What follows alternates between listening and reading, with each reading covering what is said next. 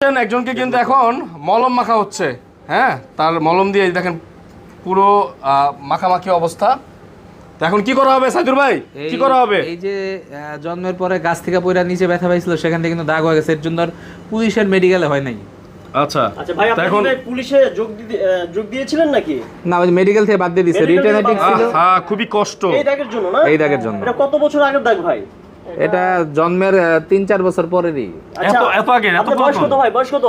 বয়স 19 বছর।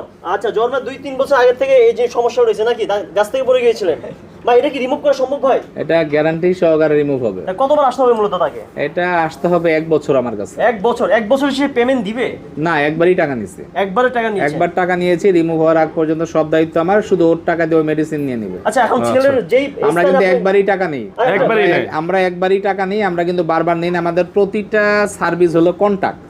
শুয়ে থাকো, উঠো না। এই ভাই, ভাই একটা কথা দেখলে ছিল ভয় ভাই। পাবা।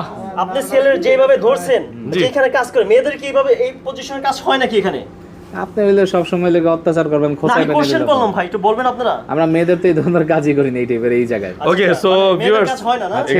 ছেলে হয়েছে দেখে সবাই নিছি আর কি। আচ্ছা, এখানে নিরাপত্তা দেখতে পাচ্ছেন জোরদার আছে। প্রাইভেসি আছে এখানে মূলত। হ্যাঁ, কিন্তু আমরা মেয়েদের ইন্টারনাল বাড়ে কাজ করি না।